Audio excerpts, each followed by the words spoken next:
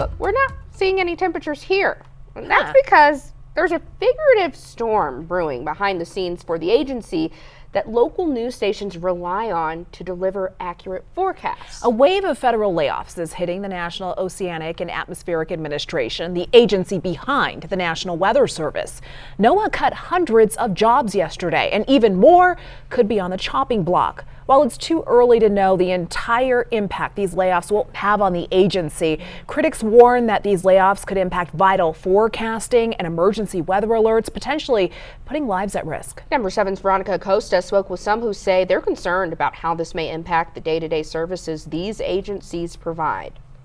In Colorado, knowing what's happening weather-wise is important. Wildfires, they can happen year-round. It can be sunny one day and then snow the next. Forecasting for those conditions is exactly where NOAA and the National Weather Service come into play, which is why some say they're so concerned with layoffs.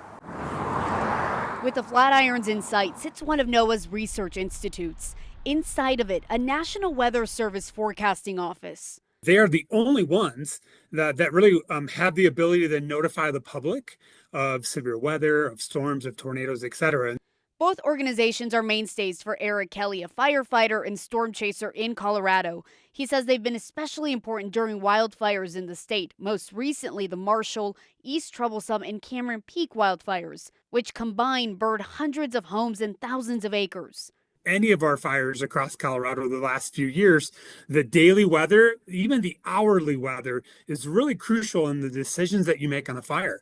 Whether it's we're going to go direct to the fire and be able to get close to it, or we need to be more of a defensive mode. All that depends on weather and the activity. Which is why Kelly says news of recent NOAA and National Weather Service layoffs is concerning. Their work is vital, especially here in Colorado. When asked if layoffs reached the NOAA Boulder Lab and National Weather Service, a spokesperson said in part, quote, "We are not discussing internal personnel and management matters," but confirmed there are about 800 NOAA employees in Boulder between federal workers, contractors, and others.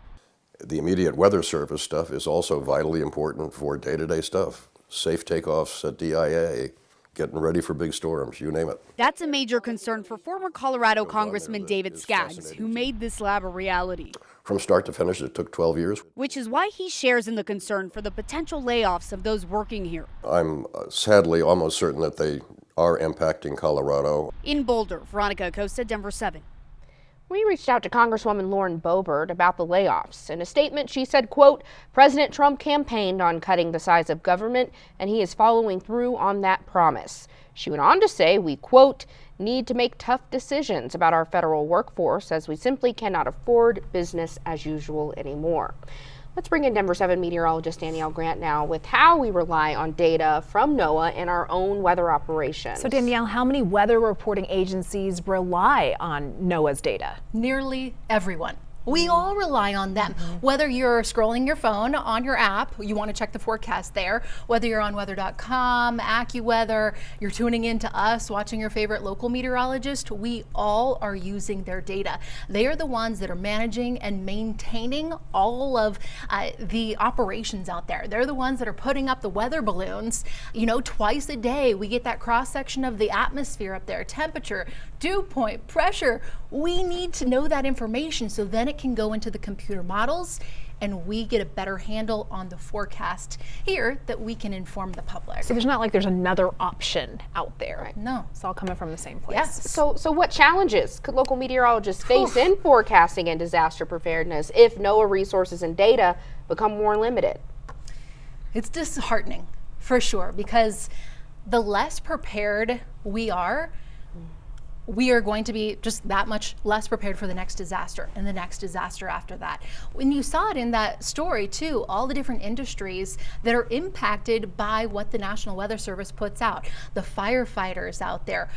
Think about too how this could affect obviously the accuracy of our forecast. If we have less data, I'm only as good as the data and my experience in this industry. And so it's just hard to see. You think about all of the watches and warnings that the National Weather Service puts out for severe weather. That season is starting up before you know it. Hurricanes, tornadoes, weather touches all of our lives. So this is going to be a huge impact. So we'll just have to wait and to see kind of how it all shakes out. Yeah, very concerning, but really important insight that you provided there. I know I learned a lot just speaking with you and looking into this story. Thank you, Danielle. Yep.